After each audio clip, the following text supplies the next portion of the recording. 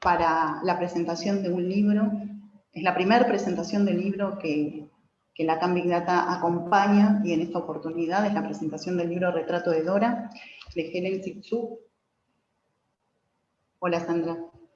Que es un libro muy particular, que parte del famoso caso Dora de Freud. Ya vamos a hablar del libro, pero para mí, en lo personal y para Lacan Big Data en particular, también es un enorme gusto contar con Las Furias Editora para este trabajo conjunto que estamos haciendo y contar con la presentación que va a hacer Débora Tajer respecto de este libro. Les cuento un poquito cómo nos vamos a manejar y les cuento un poquitito para los que no saben mucho de qué estoy hablando, qué es Lacan Big Data. Lacan Big Data es un espacio bastante nuevo, ¿sí? Lo pueden encontrar en Facebook, así como lo menciono, Lacan Big Data. Por ahora estamos funcionando básicamente ahí. Es un proyecto bastante nuevo que tiene la pretensión de una transmisión generosa del psicoanálisis, ¿sí? Y eso incluye un montón de cuestiones. Tiene muchas actividades. Este año empezamos con presentación de libros y por eso estamos aquí. También tiene cursos, tiene charlas, tiene actividades gratuitas de distinta índole. Y la idea es que cualquiera que quiera puede presentar un proyecto de actividad, como lo hizo la gente de La Furia, que presentó un proyecto para armar esta actividad que vamos a realizar hoy. Y Lacan Big Data lo que hace es acompañar la difusión de esa actividad y la organización de esa actividad, ¿sí? Y en ese sentido ustedes van a poder ir a la página y van a poder ver que hay cosas muy diversas, ¿sí? Desde talleres de escritura, de trabajos para congresos, hasta el trabajo de presentación de libros, hasta cuestiones de revistas. Nosotros armamos publicaciones en colaboración, es decir, publicaciones abiertas donde cualquiera de ustedes puede escribir si quiere. Bueno, pueden hacer un seguimiento. Gracias, Patricia. Pueden hacer un seguimiento ahí en Lacan Big Data, la página de Facebook, porque hay mucho para contar y no quiero detenerme demasiado, pero sí les quería hacer la invitación. Y la pretensión es la de un espacio lo más tendiente a la horizontalidad posible. Por eso nosotros lo que hacemos es acompañar, ¿sí? Y proponemos un encuentro, diría yo, en Lacan Big Data entre las pretensiones de quienes presenten sus proyectos y lo que nosotros podamos aportar ahí. La gente de Las Furias, tanto Nicolás Cerruti como María Magdalena, entendieron perfectamente la propuesta y se acercaron a nosotros para compartir este momento y esta presentación, que para mí es, insisto, sumamente importante, así que les agradezco un montón. Yo ahora les voy a dar la palabra a ellos y luego vamos a escuchar la presentación de Débora. Antes, lo que les quiero comentar es cómo nos vamos a manejar, porque somos más de 100 personas, así que para que sea una cosa prolija y nos podamos escuchar, vamos a hacer lo siguiente. Una vez que Débora Tajer termine su presentación, damos lugar a las preguntas y yo voy a ir organizando, digamos, quién tiene la palabra. Pero mientras sucede la presentación, ustedes pueden escribir sus nombres en el chat, aquellos que quieran hacer preguntas. No escriban las preguntas, escriban sus nombres, ¿sí? Así sabemos que quieren hacer algún comentario o que quieren hacer alguna pregunta, y cuando termina la presentación, yo tomo esa lista y les voy dando la palabra uno a uno, ¿sí? Va a haber espacio para eso. Así que, si les parece, no sé si me estoy olvidando de algo, pero cualquier cosa me avisan. Le doy la voz a la gente de Las Furias, que seguro tiene cosas importantes para decirnos. Bueno, hola, buenas tardes. Buenas tardes, llegué tarde porque no podía entrar.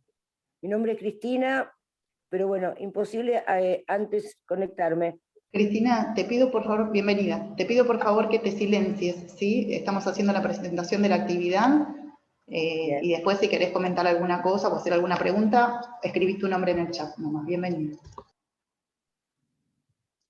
Bueno, ¿qué tal? Mi nombre es María Magdalena, Nicolás Cerruti, somos los editores de Las Furias. En primer lugar, queremos agradecerle a Lara y a Juan de Lacan Big Data. Estamos también muy contentos nosotros por poder hacer esta actividad en conjunto.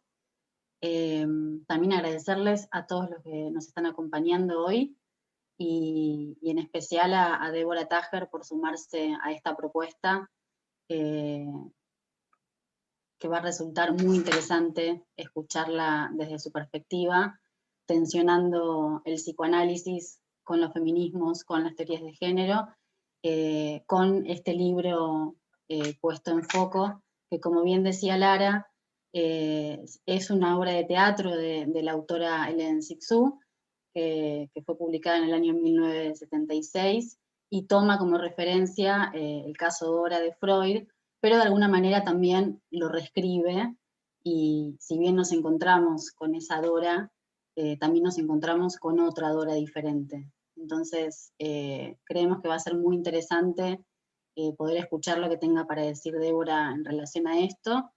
Creemos que también es necesario que se hagan nuevas lecturas del caso Dora, y en ese sentido también Débora va a poder aportar muchísimo.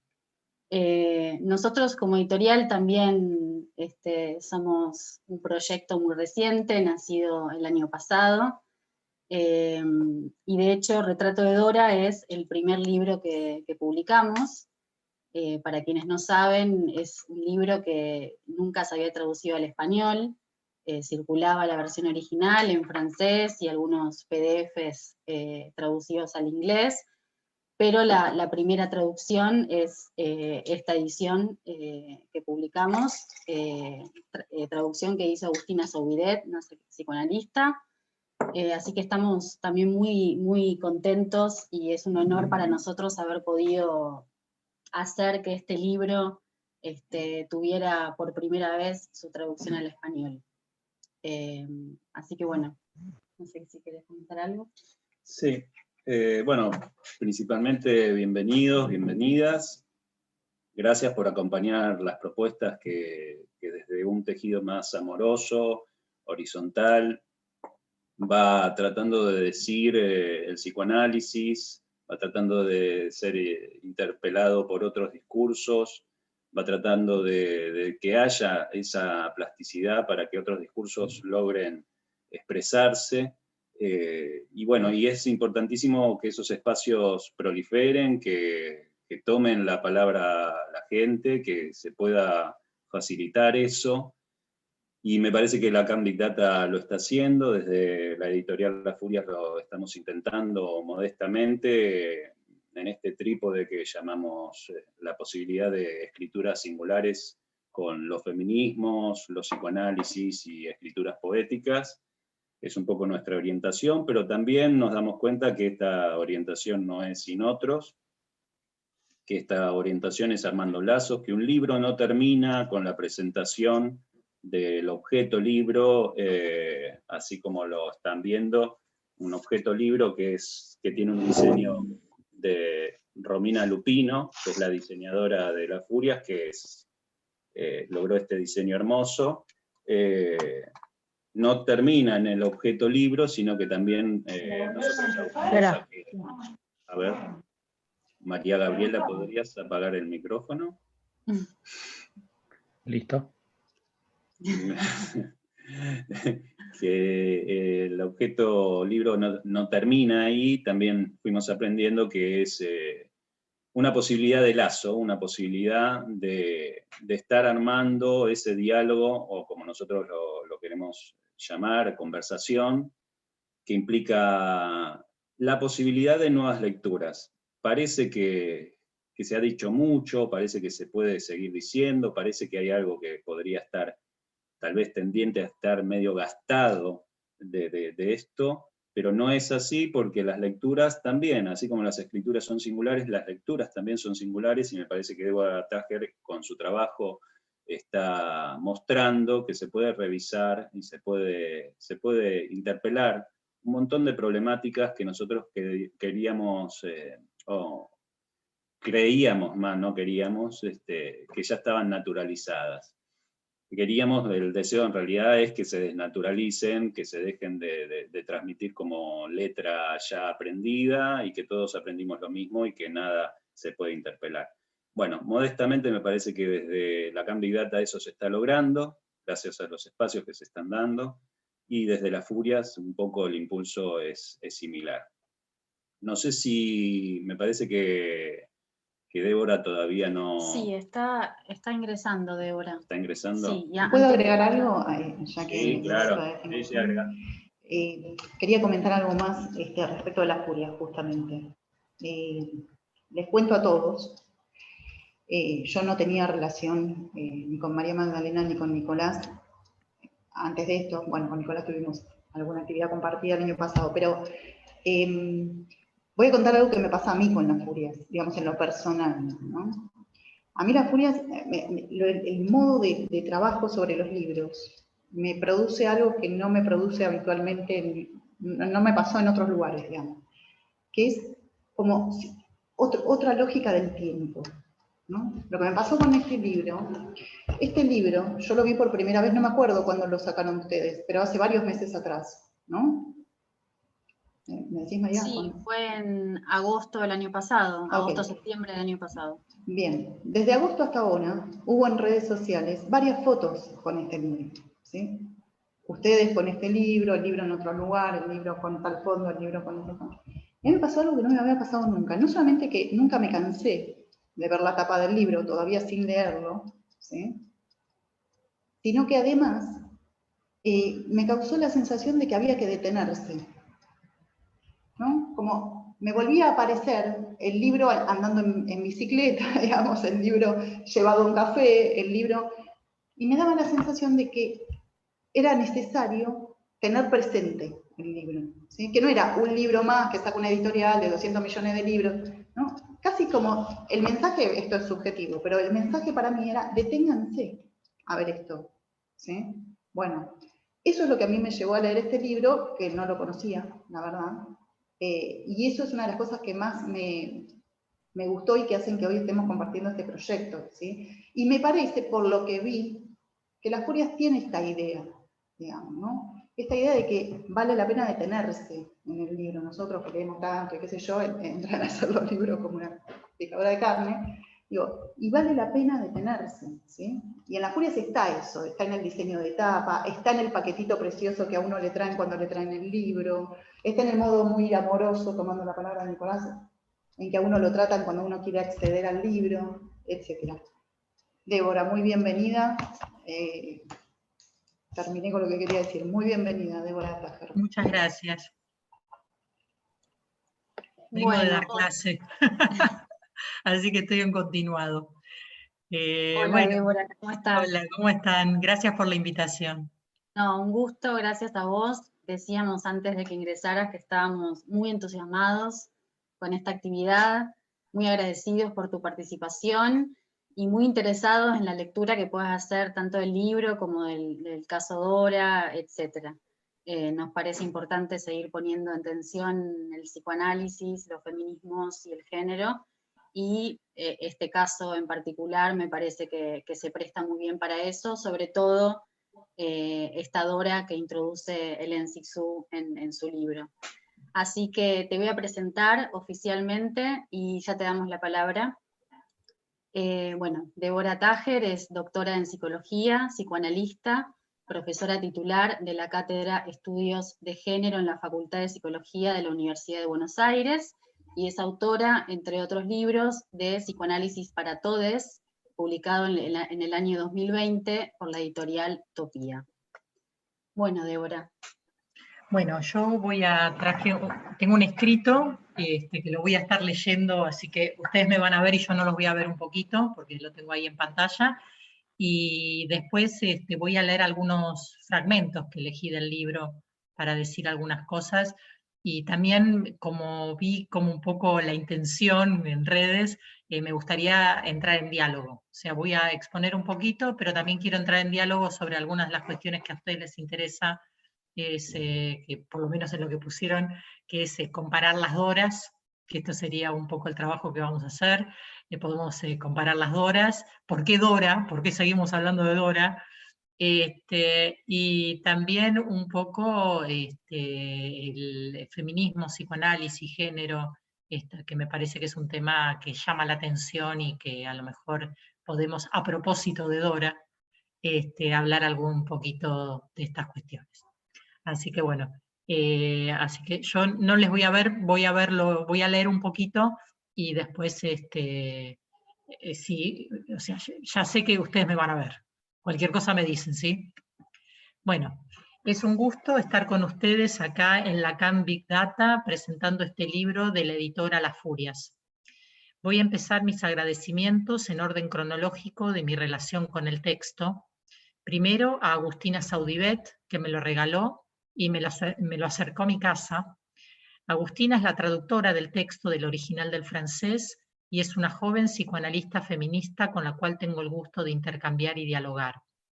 Ella ha asistido a mis seminarios de cómo trabajar en clínica psicoanalítica con perspectiva de género y ya tenemos un proyecto en común que es traducir al francés mi reciente libro Psicoanálisis para Todos. Luego quiero agradecer la invitación a presentar el libro de hoy por parte de María Magdalena y su compañero Nicolás Cerruti, ambos responsables de la editorial Las Furias. Tuve el gusto de conocerles en una muy interesante mesa redonda que ellos organizaron junto a Natalia Neo Poblet en el marco de un ciclo sobre diversidad, género y psicoanálisis. Me tocó una mesa con Gabriel Lombardi y Jorge Nico Reiter sobre si es heteronormativo el psicoanálisis. Y yo hubiera contestado sí y me hubiera ido, pero después estuvimos charlando un poquito y estuvo muy bueno. Y de ahí surgió un muy cálido intercambio tanto con María como con Nicolás por redes que se continúa con esta invitación. Vamos al libro. Primero a su autora. Bueno, coincido con lo que decía Lara, que es un libro hermoso, además de interesante, es lindo, es muy lindo, y hay una breve, digamos, biografía de Hélène Cixous, pero yo les quiero contar que ella es muy poco conocida en nuestro ámbito en Argentina.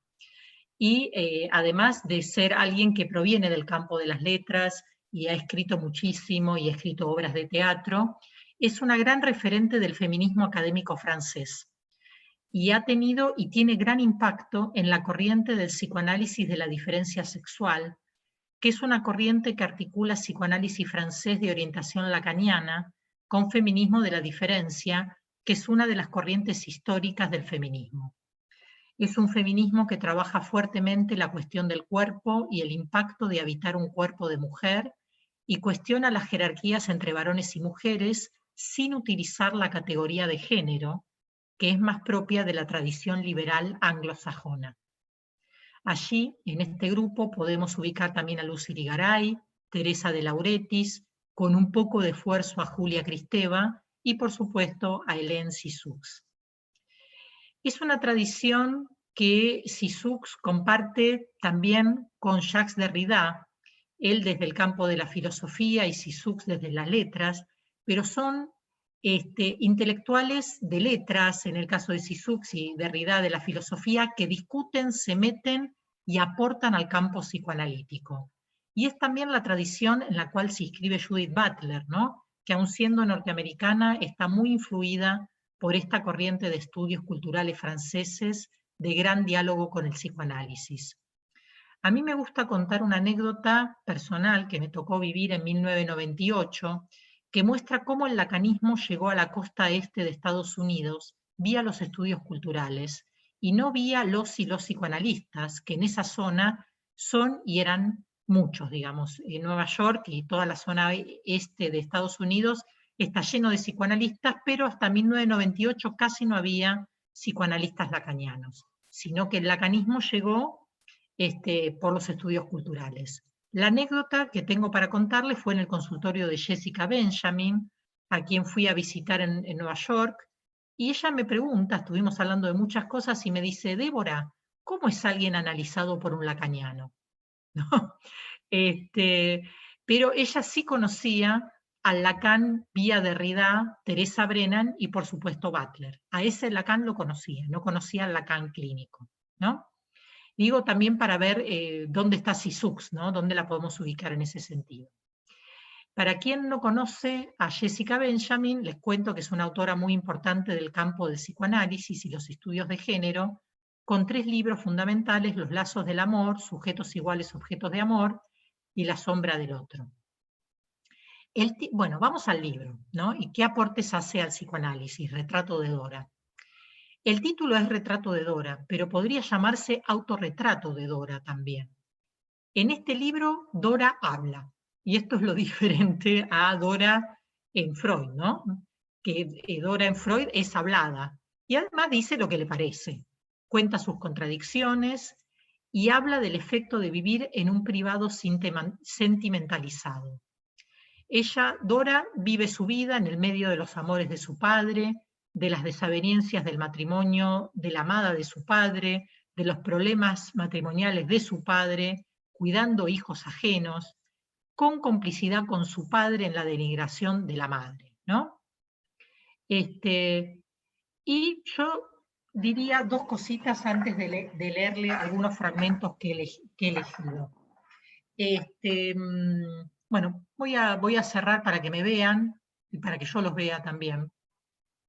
Yo pensaba mientras leía el libro, parte del texto de Freud es develar si algo de la corriente homosexual se juega entre Dora y la señora K, y hoy es un disparate de época, digamos. O sea, ¿a quién le interesaría si hay algo de la corriente homosexual que se le juega? Y menos aún, a nadie se le ocurriría hoy hablar que algo de la construcción de la histeria de Dora tiene que ver con esa corriente homosexual.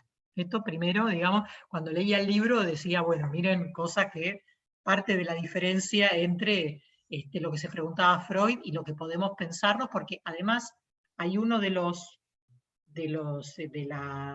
párrafos del libro donde claramente se juega el deseo homosexual de Dora por la señora K, y lo voy a leer. A ver, acá. Están la señora K, esto es una obra de teatro, ¿no? No sé si para los que no lo han leído, es una obra de teatro que se puso en escena. La señora K dice, ven aquí, cuéntame tus novedades, le dice a Dora. Dora, no tengo nada que contar, nunca tengo novedades. Háblame un poco de ti. Y Dora le dice, ¿no puede amarme un poco, un poquito, un poquitito? Pero sí, puedo amarte un poco. ¿Pero qué quiere decir eso, amar?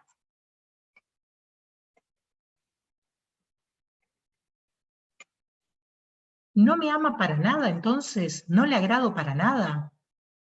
Pero ni siquiera lo pienso, eres amable. Alguien te amará. Me gusta mucho todo lo que eres.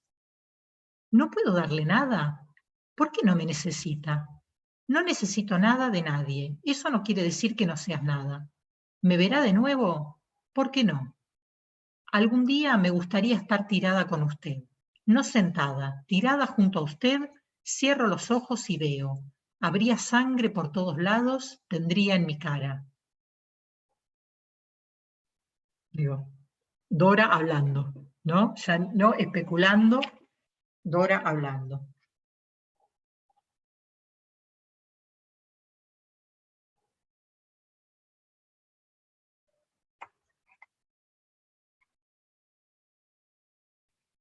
Otro párrafo que me pareció interesante y que también esto es, que muestra la diferencia entre esto es 1976, ¿verdad? Pero tenemos que pensar que es post-Mayo francés, es decir, son muchos años desde ahora, son 40 años desde ahora, pero es un momento de mucha liberalidad a nivel de lo sexual. Y además, en Francia, de mucha virulencia también del movimiento feminista de ese momento, ¿no? Ustedes piensen que en Francia es en la década del 70 que se consigue el aborto.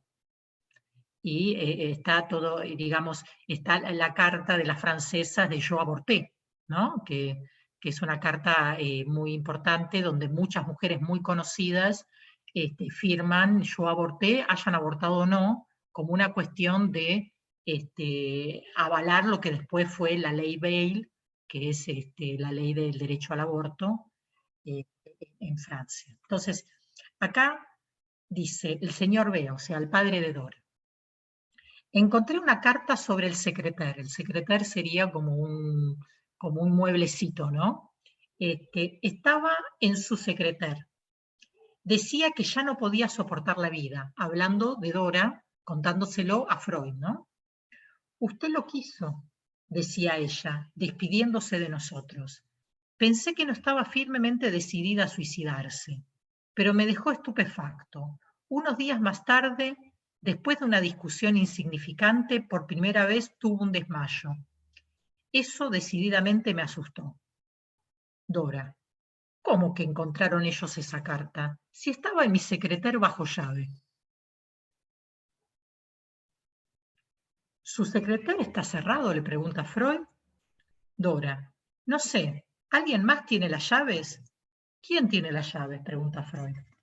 ¿No?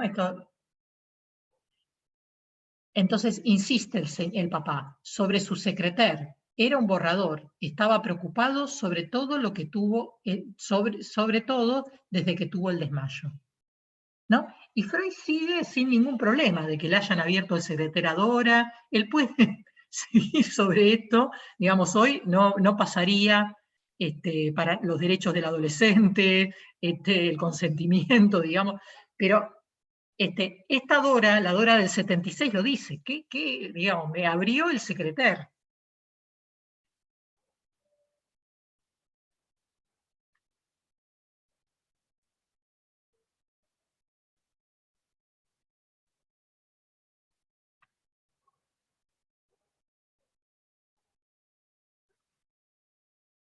El tema del humo, ¿no? Que es otro de los temas del caso de Dora de Freud. Todas las mañanas al despertar percibo, hablando Dora, percibo un olor a humo. Es siempre el mismo. No abro los ojos, huelo y es él. Cuando entré en el negocio, que es la famosa escena, ¿no?, de la escalera, flotaba un ligero olor a humo. El señor K se encontraba solo. La señora K y mi madre tardaban. Se acercaba el momento de la procesión. La famosa frase de Freud. No hay humo sin fuego. Dora. El señor K y mi padre eran como usted, fumadores apasionados. O sea, le da vuelta la interpretación, ¿no? Freud va por la línea de que el humo es el que muestra que hay ardor frente al señor K, y Dora hablando por Sisux, dice, este es un tema, ustedes huelen a humo, ustedes son los fumadores, y donde están ustedes hay humo, hay olor a humo. Es marca de su presencia. El señor K y mi padre eran como usted, fumadores apasionados. Es donde se les juega la pulsión a ustedes. Yo también fumé al borde del lago, o sea, yo también puedo.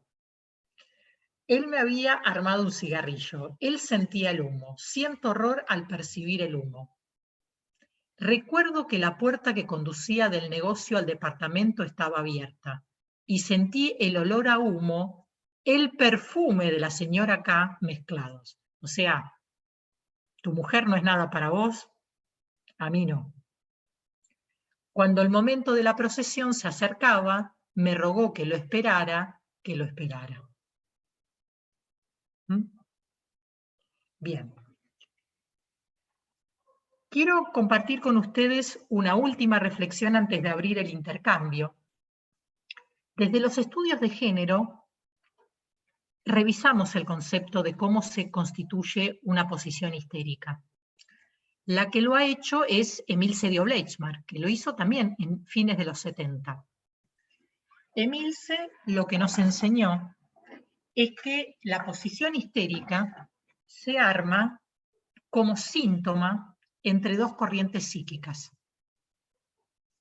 Entre una corriente psíquica, que es el narcisismo de género, ella utiliza el concepto narcisismo de género, lo utiliza para dar cuenta de los contenidos diferenciales por género que tiene fundamentalmente la función de la autoestima del narcisismo.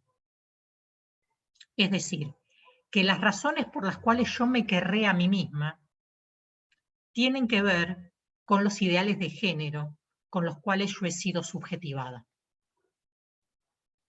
Entonces, el narcisismo de género tradicional femenino está ligado a la honra femenina y está ligada a que el mayor valor de una mujer es cuando no se entrega a la sexualidad.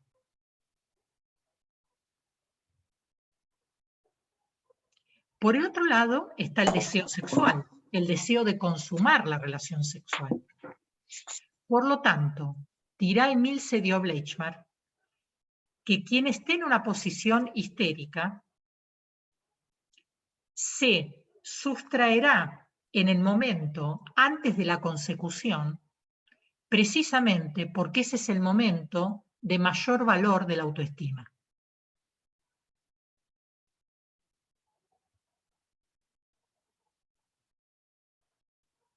Entonces, le da argumentos de género a esto que siempre se dice que la histeria no es femenina, pero termina siendo un sinónimo de la femineidad. Lo explica de otra manera. Entonces, yo dejaría hasta acá lo que preparé y haría un intercambio con, digamos, con los editores de Las Furias, con Lara, con todo el público acá presente, no sé si está Agustina también, sobre la obra, sobre los temas que quieran trabajar. Bueno, gracias. Bueno, muchas gracias. Le pregunto en principio a María y a Nicolás si quieren comentar algo, porque yo necesito unos minutos para redondear una idea, para poder hacer un comentario. ¿Sí? Dale, dale. Quiero decir algo. Lean el libro, es maravilloso. Sí. Es lindo, pero es muy bueno, lindo. Entonces aprovechamos la recomendación de Débora entonces para comentarles que el libro ya está distribuido en librerías a través de Valhuter, pueden consultar en su librería amiga, y también está en formato digital a través de diversas plataformas para aquellos que no estén en el país, así que lo pueden conseguir tanto en formato físico como en formato digital. Débora, yo lo que estaba pensando mientras te escuchaba y que quería preguntarte y abrir, digamos, para el intercambio y el debate, son dos cuestiones relacionadas. Por un lado, algo que tiene que ver con cierto movimiento que se empezó a producir en la Facultad de Psicología en la UBA, principalmente en relación a la bibliografía psicoanalítica y especialmente en relación al caso Dora. Digamos, a raíz del impulso de los movimientos feministas se empezó a pedir que no solamente se revea el caso Dora, sino que además ciertos sectores también han pedido que lo sacaran de la bibliografía.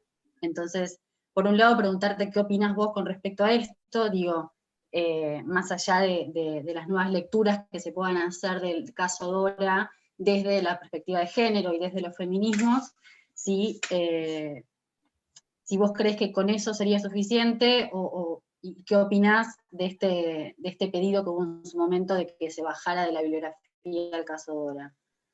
Y por otro lado, justamente en relación a las lecturas que se pueden hacer, a las nuevas lecturas que se pueden hacer, ¿cómo lo podemos pensar teniendo en cuenta lo que se viene trabajando desde los feminismos en relación a los abusos sexuales, al tema del consentimiento, y etcétera, ¿no? A mí me parece, yo no estoy de acuerdo con sacar el caso Dora en absoluto. Me parece que en todo caso hay que leer y hay que poder leer con lecturas más contemporáneas.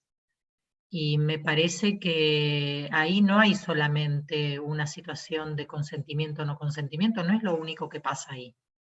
Me parece que Freud,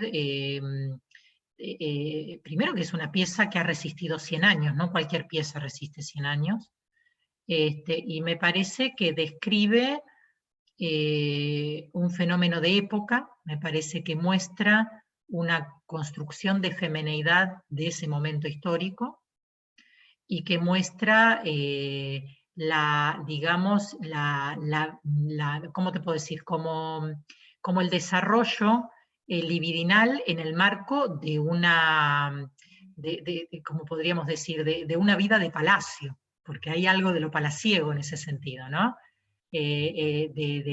Como se diría en literatura, no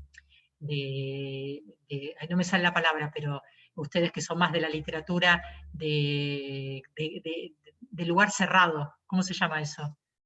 A puertas cerradas, sería como las cosas que acontecen a puertas cerradas. O sea, me parece que Dora sigue mostrando el tipo de la psicosexualidad que se arma y las corrientes psicosexuales cuando todos los personajes están conviviendo todo el tiempo y se van cruzando la libido, el narcisismo, quién le gusta a quién, y esto se podría recrear de 20.000 maneras diferentes. Entonces, me parece que eso sigue siendo válido el contraste entre Dora y su hermano, digamos, el tema de cómo eso arma histerias y cómo la misma inteligencia de Dora se volvió en síntoma, mientras que el hermano varón podría desarrollarse en lo público y pudo armar otras cosas, porque son personas conocidas, digamos, sobre Dora se ha escrito un montón. Entonces, me parece que se puede hacer lecturas de época, y eso no quiere decir dejar de leer a los maestros. Me parece que Freud mostró un mecanismo muy importante que se le puede dar 20.000 lecturas diferentes, pero primero hay que leer a Freud. ¿Querés agregar algo, María? Pensé que querías agregar algo. No, estoy de acuerdo, nada más. Bueno, en principio, ahora voy a hacer un comentario, pero para quienes quieran preguntar o comentar algo, anotan sus nombres en el chat y les voy dando la palabra. Yo me quedé pensando dos cosas. Por un lado, Débora, cuando vos decís, bueno, hay cosas que hoy no pasarían, ¿no? ¿Hoy no? No pasarían, ¿no? Entonces vos decías, bueno, le abren el secretario a Dora, ¿no? Y Freud sigue sin problema. Esto hoy no pasaría. Yo me quedé pensando, no pasaría. Me parece que en algunos sectores no pasaría, estamos de acuerdo, enteramente de acuerdo, pero me parece que si algo nos reúne hoy es que sigue pasando. Tenemos que ponernos a hablar de esto. O sea, nosotros estamos acá porque sigue pasando. Sigue pasando en distintos ámbitos. Por ahí lo que resulta, a mí por lo menos me resulta a veces un poco contradictorio, es que sigue pasando en el ámbito del psicoanálisis, ¿no? Pero me parece que en algunos sectores, digamos, sigue pasando. Y por otro lado, algo que me quedé pensando, que no lo había pensado nunca, me quedó como claro con esto que vos exponías. No sé si voy a usar los términos que se deben, pero vamos a intentarlo. Lo que pensaba es que lo que la perspectiva del género, de género le aporta al psicoanálisis es que devela al patriarcado como garante del fantasma. ¿Se entendió lo que dije? Deja de velado que el garante del fantasma es el patriarcado, ¿no? Esta cuestión de que no hay otro del otro, uno podría decir ojalá, porque digo, nosotros de lo que estamos charlando es que hay otro del otro. ¿Y qué es el patriarcado del otro del otro? Entonces me parece que lo que vos traes con esta nueva lectura me parece interesantísimo, ¿no? De la cuestión esta de pensar la histeria dentro de lo que es la perspectiva de género, y esto que traías del narcisismo de género.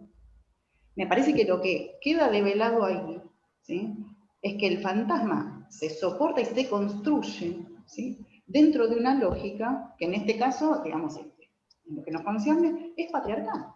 Así es. Y que si la lógica es otra, entonces tal vez lleguemos a que no haya otro del otro.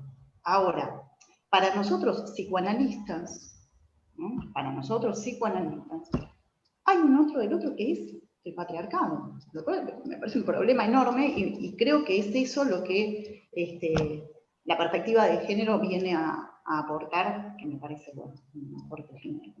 Bueno, esto es lo que quería comentar. Bueno, yo diría varias cosas sobre lo que vos decís. Diría que, en principio, a ver, voy a entrar por lo último y después voy a ir a lo primero. Me parece que, no, voy a lo primero, no, ya estoy en la segunda. No, pasaría menos, digamos, o sea, me parece que en tiempos de Freud y durante mucho tiempo y cuando nos formamos, pasaba sin ningún problema. En este momento alguien levantaría la mano, diría, mira, profe, ¿no le parece que alguien abrió la llave? ¿Entendés? O sea, digamos, en una clase alguien diría algo, hoy. Y por el otro lado, y ahí voy a algo que vos estás planteando con muy buena preocupación, y tenemos todavía todo un tema de las marcas patriarcales del psicoanálisis. Ese es un tema. esto es lo que yo trabajo en mi libro, muchos de los constructos tienen mucho que ver con la lógica patriarcal, muchos de los constructos teóricos, tienen mucha marca de época. Entonces, en ese sentido, terminamos naturalizando, digamos, por ejemplo, la función simbólica casi es un monopolio masculino. Se dice que no, pero es así.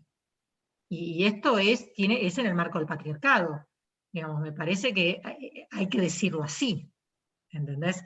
Entonces, y ahí vamos a la otra parte. Yo creo que esta es una forma de articulación del gran otro. Pero el poder es intrínseco a las relaciones humanas. Entonces, en todo caso, lo que estamos trabajando es, yo diría, los usos del poder. El malestar en plus, digamos, el malestar sobrante, por los abusos de poder, y los abusos simbólicos de poder también. Entonces, en todo caso, lo pondría ahí. No lo pondría en la utopía de que no hay otro del otro, porque no me animo. Está claro. ¿Sí? Está buenísimo. Gracias. Gaby Insúa, ¿cómo estás, Gaby? Te doy la palabra. Hola, ¿cómo están todos y todas? Qué bueno, una celebración. Bueno, Nico y María ya saben que he disfrutado mucho de la obra. Débora, es un placer siempre escucharte.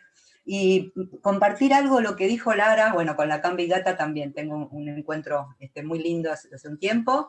Pero compartir algo, primero coincido totalmente, Débora, con que no se trata de renegar o amputar de la historia del psicoanálisis, o sea, lo que Freud escribió, lo escribió, el lugar como analista con el que desarrolló su lugar de analista es el que es, la historia es revisitarlo, ¿no? Digamos, para ponerse, bueno, para decir lo que uno tenga para decir. Pero coincido tanto con lo que dice Lara en este punto, Débora, y te cuento algo que me pasó el otro día. Invitada en un evento, viste, de estos que se están dando internacionales por el hecho de la pandemia, alguien dijo de repente, no, porque es hora de que los psicoanalistas nos acerquemos al género, hagamos algo, empecemos a pensar en los feminismos. Y yo les cuento algo muy personal. La primera vez que leí un artículo sobre el feminismo fue con la enorme y gran Mabel Burín. Yo era su secretaria, terminando la facultad en el año 85, sí, más o menos, 84, era su secretaria y le pasaba, miren qué grande estamos, le desgrababa textos donde claramente, bueno, estaba ella trabajando feminismo y psicoanálisis junto con Irene Meller, seguramente estabas vos, Débora, en algún evento tal vez, digamos, y Ana María Fernández, bueno, un montón de gente más muy, muy, muy preciosa. La cuestión es que el Centro de Estudios de la Mujer, digamos, fue fundado en el 70 y pico. Y Débora, Ana María, Mabel, Irene, Emilce, bueno, digamos, han trabajado años. Entonces yo digo, tomando lo que dice Lara, con esta cuestión de, hoy nos sigue pasando, coincido con Débora, hoy alguien levanta la mano, pues yo levanté la mano en ese momento. Dije, ¿cómo que deberíamos hacer algo en relación a, esto lo vienen haciendo y lo venimos haciendo un montón, hace mucho tiempo? Hoy alguien levantaría la mano, pero hay una posición sumamente compleja digamos, en gran parte del psicoanálisis, de los y las psicoanalistas, porque el psicoanálisis, hablar de psicoanálisis, ¿no? Una posición muy renegatoria, digamos, en relación a lo que, al diálogo del feminismo con el psicoanálisis hace tantos años, y también de lo que traía María, el tema del abuso, porque no podemos olvidar que Dora era una adolescente. O sea, Dora de alguna manera estaba siendo utilizada también por su padre, si adherimos a la historia que cuenta Freud, para acercarse a la señora K. Y bueno, yo que laburo mucho en el tema de abuso sexual y de niñas y adolescentes, eso también es muy renegatorio. Más de una vez nos han dicho, pero eso no es psicoanálisis. O sea, uno no puede, lo charlábamos el otro día con Nicolás, como si uno se convirtiera en especialista porque no abreva en estas cosas y se alejara del psicoanálisis. Entonces yo creo que hay una posición que es muy, tal cual lo que dijo Lara, que si estamos acá es porque realmente hay, no sé, un lugar que nos reúne y que es importante seguir viendo que todavía, digamos, sigue pasando, en menor medida, pero sigue pasando. Y una cosa sobre el libro, claro que recomendarlo, es bellísimo. pero además yo escribí por ahí cuando charlaba en las redes con las chiques, yo escribí que me parece que la Dora de Sisus, justamente lo más interesante es que no es una Dora de nadie. O sea, no es la Dora de Freud, es una Dora, digamos, que habla, como decía Débora. Bueno, muchas gracias. Bueno, yo diría, Gaby, que la misma Sisux, o sea, Sisux hablaba con las psicoanalistas, se hablaba desde el feminismo y ha influenciado a muchas psicoanalistas feministas francesas, y estamos hablando de 1976. Exacto. De hecho, yo me acuerdo cuando vino Laurie Lofer acá, que ella ahora tiene la cátedra en París 7, y que está trabajando estos temas, la conferencia que dio, y me la tradujo también Agustina, que me la regaló, ella dice eso, que durante muchos años estas autoras en el canon allá tampoco se leyeron. La misma Lucy Irigaray, Lacan la expulsó, digamos. Así Primero es. le dijo, ocúpese de estos temas, y después cuando se ocupó de estos temas y escribió Speculum, la mandó a Frichurro, la echó de allá. O sea, no es que no había. Y además Freud escribió en una revista feminista en los años 20-30. Hay un artículo que lo escribió Silvia Tubert, lo tengo acá,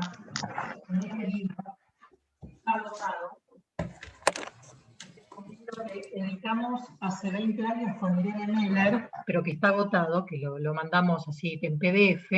Hay un artículo de Silvia Tubert, donde ella muestra cómo Freud escribió en una revista feminista que tiene nombre alemán, que yo no lo podría pronunciar nunca, pero había una agenda en común, fundamentalmente con respecto a la salud sexual y reproductiva, porque Freud tenía, cuando él habla de las neurosis actuales, él tiene clarísimo que la práctica del coitus interruptus, que era la práctica porque el control de la natalidad es del siglo XIX. Entonces se usaban los condones que había y se usaba el coitus interruptus. Eran familias o sea, las parejas de esa época controlaban la natalidad, y él habla del efecto psíquico de este tipo de práctica. Lo que pasa es que hay que leerlo también a Freud. Si vos vas a Freud lo encontrás eso, porque él lo dice cuando habla de las neurosis actuales, ¿no? Entonces, en este sentido, me parece que según que lees, vos tenés Freud para leer de todo, lo mismo que Lacan, podés decir una cosa, podés decir todo lo contrario, depende de dónde te metas. Pero digo, estos son los maestros, digamos, los maestros tienen mucho, incluso temas. Freud decía cosas que no las desarrolló porque las pensaba en ese momento y después no las siguió porque es una idea que le quedó, pero ha tenido la honestidad intelectual de ponerlo, que te permite a vos después retomarlo. Él, por ejemplo, en 1905 o 8, no me acuerdo ahora el año, cuando habla en el texto sobre la nerviosidad moderna, el tipo plantea claramente que la vida de las mujeres en el patriarcado genera las neurosis femeninas. Lo dice con todas las letras. Bueno, entonces, en este sentido me parece que se puede leer, lo podemos leer desde ahora sin forzar los textos inclusive, ¿no? Y por otro lado, me parece que siempre en la historia del psicoanálisis hubo dos corrientes. Una corriente más de lo intrapsíquico, ¿no? Que puede haber sido psicogenética, estructuralista, lo que quieras, y otra corriente más culturalista, ya desde el mismo comienzo, que pensaba que los estudios culturales y sociales podían dar algo sobre la clínica y podían ayudar a la clínica. Y yo creo que la línea de psicoanálisis y género se inscribe en el culturalismo, ¿no? Entonces, esto por un lado. Por otro lado, en el libro mío, en el nuevo, tengo el anteúltimo capítulo, se llama Con el psicoanálisis solo no se puede y con el psicoanálisis solo no alcanza y con el psicoanálisis solo no se puede, una cosa así. Ni yo me acuerdo la frase. Pero lo que quiero decir es que no podés explicar, no podés hacer exégesis de Lacan para explicar todo, porque las relaciones de género mientras vivía Lacan son diferentes a las actuales. No le tocó los problemas que tenemos nosotros. Entonces no podés hacer una revisión de exégesis para ver si lo dijo como como me enseñaban a mí en el colegio secundario con la Biblia, ¿viste? A ver si los problemas actuales, si los aviones estaban descritos en la Biblia, ¿viste? No estaban descritos en la Biblia. Si se podía viajar el sábado en avión, ¿viste? No está en la Biblia eso tenés que crearlo vos. Bueno, esto es lo mismo. Hay que crear con las categorías actuales, con los desarrollos de las ciencias sociales actuales, ¿no? Ahora, Y además, perdóname, Débora, Gaby, déjame terminar sí, la idea, sí. Y también hay una tentación de que la historia empieza cuando yo llego. Entonces, si yo no me enteré que había género, entonces no había. Eso es una tentación, bueno, pero Narciso siempre tiene la tentación de que todo empieza cuando llega. ¿Viste? Ahora llegué yo. No, te Me di decía si cuenta, soy, entonces hay que hacer esto. te decía si soy muy utópica de pensar que en algún momento tal vez se pueda encontrar un cruce entre el psicoanálisis más culturalista y el psicoanálisis que también indaga en lo intrapsíquico. Es muy utópico. Primero, a ver, pará, acá. Con el psicoanálisis solo no alcanza, pero sin el psicoanálisis no se puede. Capítulo 9. Gracias. Primero, es como, viste, es la utopía de que ¿a quién querés más, a tu mamá o a tu papá? Sí, Vas a sí. tener que bancarte que tu mamá y tu papá son diferentes. Mm. Entonces, en todo caso, vos podés leer a los intrapsíquicos y a los culturalistas y hacer tu síntesis. Ellos, si no quieren, no se reúnen. Digamos que vamos por ahí. Vamos por Ahora, hacer la yo iría síntesis. por ahí. Y No yo por que los quería, padres se separaron, ¿viste? Y podés vivir igual. quería tomar algo que dijo Débora, me quedé pensando, que coincido, ¿no? Débora dice que en realidad, de alguna manera, Freud dijo todo, uno puede encontrar todo en Freud o puede encontrar todo en Lacan, según qué cosa lea, digamos, ¿no? Entonces, estoy de acuerdo. Solo me quedé pensando una cosita que es, según qué cosa leo o según desde dónde leo, ¿no? Porque me parece que, un poco retomando lo que contaba, lo que decía Nicolás al comienzo, cuando hacíamos la presentación del espacio, voy a decir una vulgaridad. ¿Puedo decir una vulgaridad siendo psicoanalista? ¿Está permitido? Viernes a la Bueno. noche. Me parece que, no, digo, no es lo mismo leer desde el amor, ¿sí?, que leer desde otro lugar. Entonces, digo, me parece que depende desde dónde se lee, ¿sí? En Freud uno puede encontrar lo mejor y lo peor, digo entre comillas, según desde donde lea, en Lacan lo mismo, bueno, y en todos los autores. Y creo que la perspectiva de género aporta mucho de hacer una lectura desde un lugar amoroso, digamos. Y a mí eso me pareció un enormísimo valor en el momento y en la cultura en la que nosotros vivimos, digamos, ¿no? Eso. Bueno, sí, porque parte de lo que plantea el género en psicoanálisis es la importancia del semejante, del enlace al otro. Entonces esto es una dimensión amorosa en una cultura donde eso es parte de lo que se está quebrando. Entonces me parece que apuntar a los lazos es muy importante y yo diría que es un amor con los ojos abiertos. Me gustó esa frase. ¿Alguien quiere comentar? Sí. Una cosita. Hay un comentario de Silvia Beatriz Alonso, pero antes quería como rescatar una particularidad del texto. Me parece que trasciende también a las distintas disciplinas. Lo que hace muy bien Hélène, que me parece, para mí por lo menos funcionó como un hallazgo, además de la superposición de escenas, dado que es una obra de teatro y uno puede como elegir qué escena incluir en la lectura y qué escena no, ella misma lo aclara. La cuestión que lo había destacado mucho en la presentación, en la primera presentación, Walter Romero, que hay una pluralidad de voces, ¿no? Y esa pluralidad de voces rescata la voz de Dora, pero también rescata la voz del sueño, rescata otras voces de Freud, las voces interpeladas, silenciosas. O sea, no está solo la voz de Dora, están las voces que se van entretejiendo y que se van diciendo. Y esa pluralidad de que haya voces, y no un dice Dora, dice Freud, dice Dora, dice Freud. Desde que escribe Freud, por ejemplo, lo que dice Dora. Me parece que Hélène lo que ahí propone es algo que es muy, muy interesante, porque hay voces, y desde la posibilidad de que haya voces, ya nos queda más corto la idea de cuál es la que destacamos, porque esas voces se traman. Entonces, si hay una trama, no tengo por qué, no hay necesidad, no hay ningún valor en agarrarse de una voz como para priorizar alguna cosa. En este caso, la voz de Dora por ahí está priorizada, porque hay un entramado de voces que hacen a su problemática y no puede decir ella sin que los otros también digan. Entonces me parece que eso también es aplicable al psicoanálisis. En el psicoanálisis también hay una trama de voces, y si cada voz se alza para decir lo suyo, no puede desconocer que hay otras voces también pronunciando sus saberes, sus opiniones, y que es gracias a esa trama que las voces pueden decirse. Me parece que eso tiene un valor increíble en Hélène. Y ahí sí voy al comentario de Silvia Beatriz Alonso, que si querés, Silvia, tomar la palabra como para... Dame un segundito que quisiera resonar sobre esto y ahora le damos el lugar a Silvia. Yo lo dividiría como en dos tiempos o en dos secuencias, esto que está señalando. Primero me parece importante que Dora habla, porque en el psicoanálisis clásico y como hemos leído, los pacientes son hablados y las mujeres son habladas.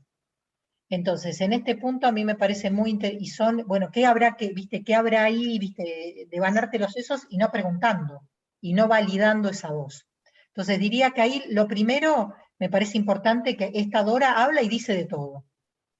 Y hay la segunda vuelta, que sería como lo interesante que vos estás diciendo y me parece maravilloso, es poder entrar en una cultura de la polifonía, ¿no? De las diversas voces y los valores de las diversas voces. Pero me parece que es un segundo tiempo después de que el subalterno hable. ¿Viste estos discursos postcoloniales o decoloniales que hablan, ¿puede el subalterno hablar? Que toda la cuestión de cómo habla el subalterno. Me parece que primero está la posibilidad de la enunciación de la palabra de él, de ella, subalterno, que también el paciente es el subalterno, porque también hay una simetría, ¿no? Con respecto a quién pone la verdad. Cuando nos preguntan los diagnósticos, es más importante lo que decimos nosotros que lo que dice la persona que habla, aunque se dice que siempre quien sabe es el que habla, ¿no? Y eso se dice, pero se termina siendo lo otro, ¿no? Entonces me parece que primero la inclusión de esas voces para la polifonía, para el segundo tiempo de la polifonía. Está muy bien, me gusta mucho ese destacado, como hace también Dora por momentos donde le dice al mismo Freud, lo veo venir, ¿no? Como si entendiese del psicoanálisis que hay algo ahí que se quiere nombrar como prioritario, pero le sale al corte, y bueno, esto es como discurso armado, más o menos, que le dice, hay otras cosas como para decirse. Bueno, Silvia Beatriz Alonso dice, pensaba si Dora era una adolescente, entre comillas, o si en esa época, muy tempranamente, se o las casaban y eran ya madres. Bueno, primero que la adolescencia es un invento cultural, digamos, en el sentido de que en algunos tiempos históricos ya la capacidad procreativa te convertía en una adulta con vidas más cortas. De la misma manera que hemos inventado la niñez, digamos, eso lo ha escrito, yo que sé, Don Celot, hay un montón de autores de cómo se inventó la niñez que conocemos ahora. Lo que sí, más allá de si Dora era o no una adolescente, era alguien que estaba en el medio, era alguien que estaba en el medio de personas más grandes que la llevaban y la traían y que ella armaba ahí su afectividad en el medio de esa gente. Eso sí yo diría. Bien. ¿Alguien quiere hacer algún otro comentario, alguna pregunta? Antes de que alguien por ahí o vaya pensando la pregunta o quiera hacer un intercambio, sepan que esto se está grabando y va a quedar la grabación para que la podamos compartir en las redes. después se va a hacer, o sea, el intercambio se puede seguir, más allá de que estemos ahora en vivo, y me parece importante eso también, ¿no? Como un libro no termina en una presentación y el objeto en la librería, sino que se puede inaugurar un lazo, esto también, gracias a que se está grabando, bueno, un poco se puede seguir conversando sobre estos temas. Ahora sí, si hay alguien que quiere hacer un aporte.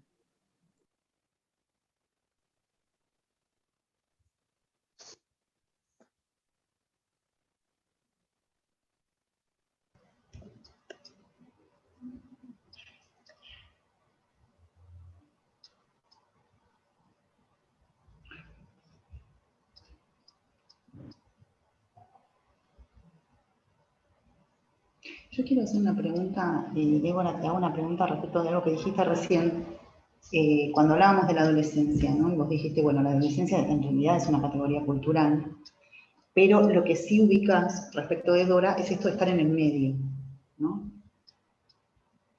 No sé cómo lo pensás,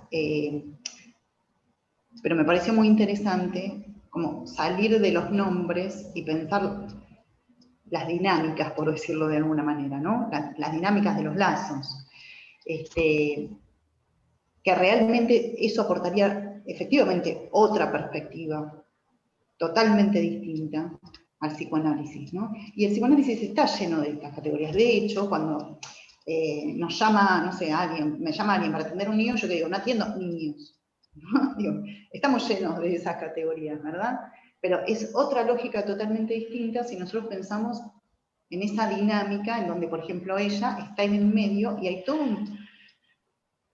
un padecimiento en principio por estar ahí, ¿no? Y sí, y creo que en ese sentido hay una desigualación de gente que maneja la vida y gente que tiene que estar arrastrada por su edad, sea la edad que tenga, ¿no? Y con respecto al tema niños, bueno, los niños sabemos que Freud en un momento decía que no eran analizables. En realidad no eran analizables con la técnica que él tenía hasta ese momento. Lo que sí hay una especificidad de quienes trabajan en niñez es que tienen que trabajar de manera diferente que con adultos, o sea, tienen que saber hacer de esa manera, entender los modos de asociación en la niñez. Entonces ahí sí tenés que tener una formación en ese punto, y lo que da es la simetría, digamos. La niñez fundamentalmente está descrita por la simetría en este sentido, ¿no?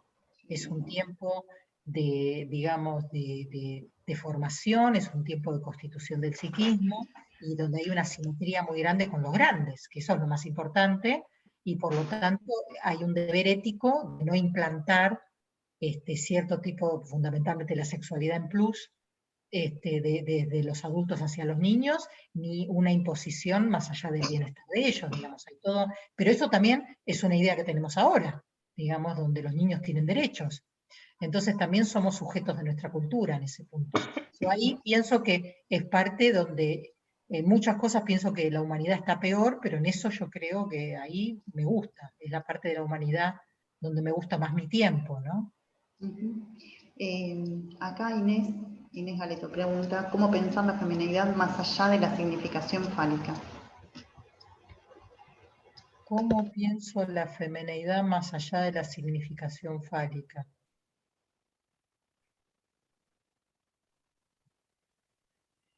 ¿Qué me estás preguntando con lo que me estás preguntando? Inés, si querés te Abrí podés... un poco más la pregunta. ¿Qué me estás diciendo? Inés, activa tu micrófono.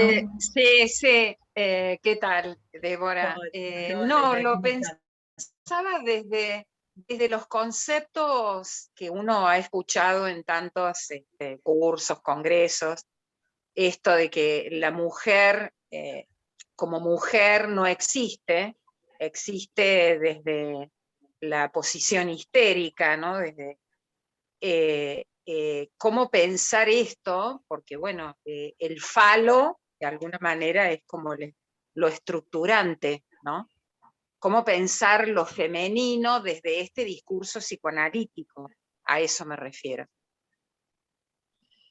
A ver, nada existe, no es que solo la mujer no existe. Entonces, me parece que, digo, Yo lo que diría es que muchas de las cuestiones de cómo se han definido lo masculino y lo femenino se han definido desde la hegemonía de la posición fálica. Entonces yo diría que en todo caso, a ver, yo lo planteo en un texto, viste, con respecto a la masculinidad.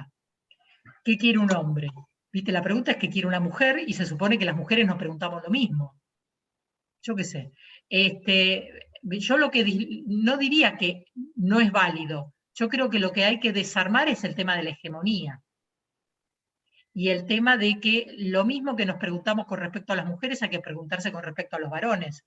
Lo mismo que yo diría con respecto, ¿cómo se arma una homosexualidad? Yo me preguntaría cómo se arma una heterosexualidad.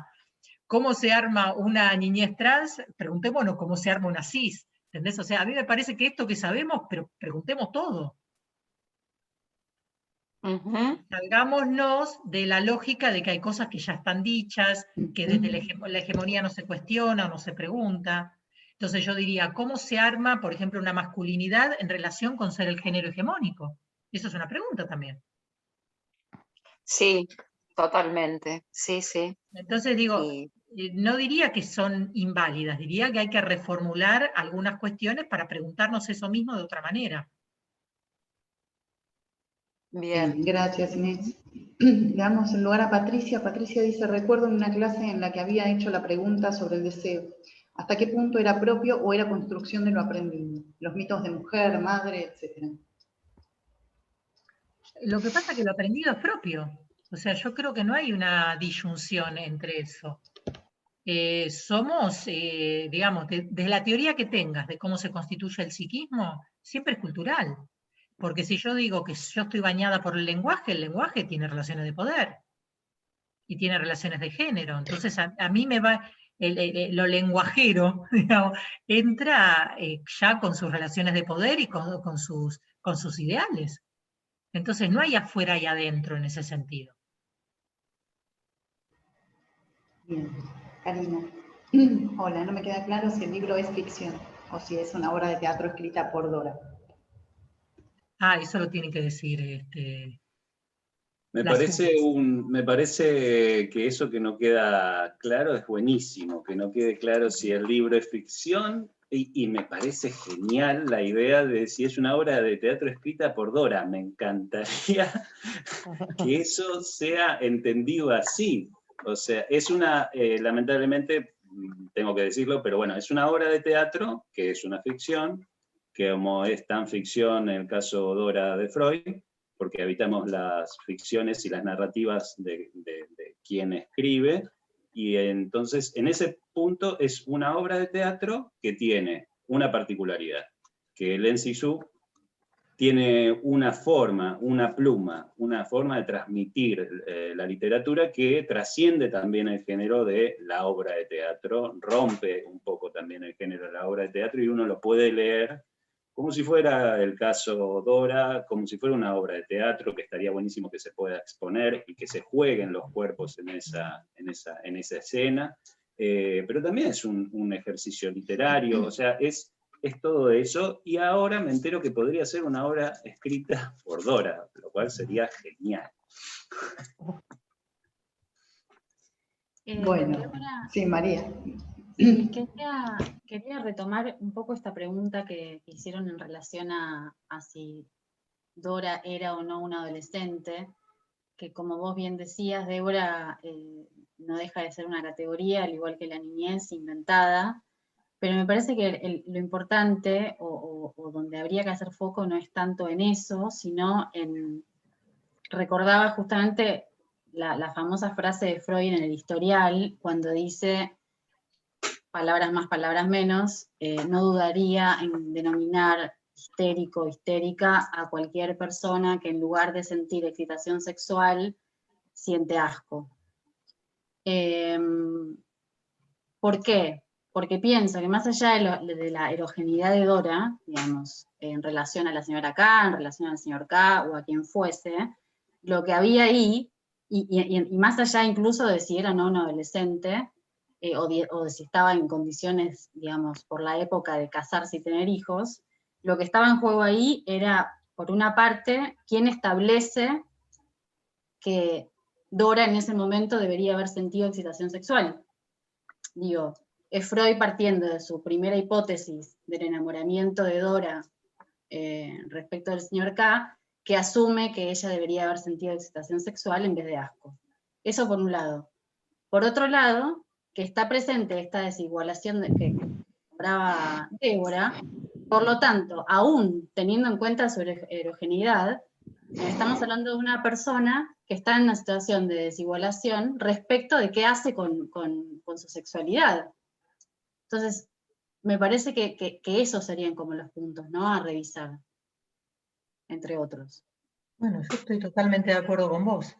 Me parece que esta cuestión de pensar que donde tendría que haber excitación había asco tiene que ver con una presunción de Freud, y como él estaba pensando, muchos historiales de Freud, está claro la alianza que Freud hace con los varones de su misma generación. Y ahí vuelvo a algo que decía Gaby hace un rato, no digo solo Freud, ¿viste? Es la corporación, digamos, pues la masculinidad hegemónica es una corporación.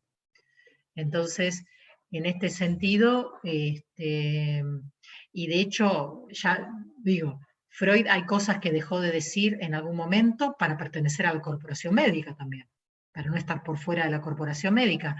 Es decir que, y Freud mismo ha dicho mucho tiempo después que él silenció que algunos casos de seducción eran de los padres, y lo había puesto en la niñera, lo había puesto en el tío.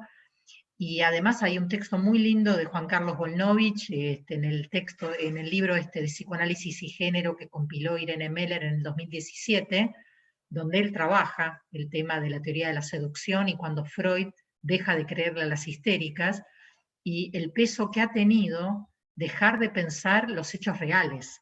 La ganancia fue, digamos, todo el tema de la realidad psíquica, que eso es una ganancia teórica impresionante, pero volviendo a la pregunta, me parece que tenemos que poder trabajar con las dos cosas, y realmente quienes trabajan con abuso y quienes no trabajando con abuso todo el tiempo vemos abusos en nuestros pacientes que en algún momento nos cuentan un abuso, porque yo estoy llena de pacientes, no sé si me vienen todos a mí, pero en algún momento de los análisis algún abuso aparece,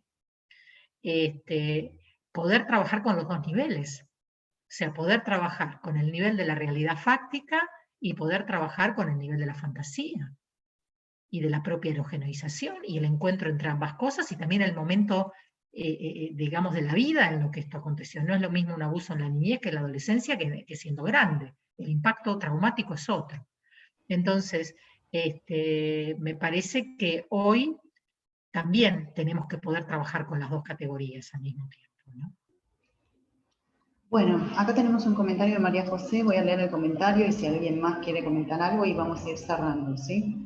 María José dice, no recuerdo bien la cita de Lacan en Radiofonía y Televisión, pero en relación con el diálogo entre el psicoanálisis intrapsíquico y lo social, Lacan da vuelta al sentido común de la política, diría yo, de que somos reprimidos, porque la sociedad es represiva. La sociedad, dice, parafraseo, es represiva porque hay la represión. Pregunto, desde el feminismo de la diferencia, ¿apuntaríamos a desarmar el patriarcado como otro del otro? El feminismo de la diferencia es un feminismo que reivindica lo tradicional femenino, que es el feminismo de Sisux, que es diferente al feminismo más argentino, que es un feminismo de la igualdad, es otro feminismo. Por eso las francesas, muchas, cuando fue todo el Me Too, muchas se pusieron en contra, porque hay una tradición francesa que es diferente al feminismo de la igualdad, ¿no? Muchas mujeres que han tenido una vida muy libre dicen no porque se va a caer la seducción. O sea, la manera de pensar francesa con respecto a estos temas tiene unos bemoles diferentes a cómo se piensa desde el feminismo de la igualdad. Entonces, en ese sentido, yo no me ubico en el feminismo de la diferencia. Hay cosas que me interesan del feminismo de la diferencia, pero no soy precisamente alguien ubicada en esa corriente. Lo traje para ubicar a Sisux, en particular, y para poder entender quién es, y qué cosas ha producido. Y la última parte de la pregunta. Dice, desde el feminismo de la diferencia, ¿apuntaríamos a desarmar al patriarcado como otro del otro? Es la contestación que le di a Lara. El feminismo de la diferencia no apuntaría jamás a eso, el feminismo de la diferencia no, porque el feminismo de la diferencia no habla de la igualdad entre varones y mujeres, sino de lo que habla es que las mujeres son de una manera, los varones son de otra manera, lo que no tiene que haber es jerarquía. Ese es el feminismo de la diferencia. El feminismo de la igualdad habla de la posibilidad de que las mujeres accedan a todos los mundos y habla de digamos, el género como construcción, es otro feminismo. ¿Sí? Y en todo caso, lo que digo es que no me animaría a decir que se podría desarticular las relaciones de poder en general. En todo caso, desanudaríamos esta. Porque me parece que el poder es intrínseco a lo humano. En todo caso, yo apelaría a que podamos utilizar el poder de la mejor manera posible, o sea, que haya una responsabilidad por el poder. Pero creo que además hay asimetrías ontológicas, porque nosotros estamos hablando de las asimetrías de género, pero las asimetrías etarias son ontológicas. Las asimetrías entre niños y adultos son ontológicas.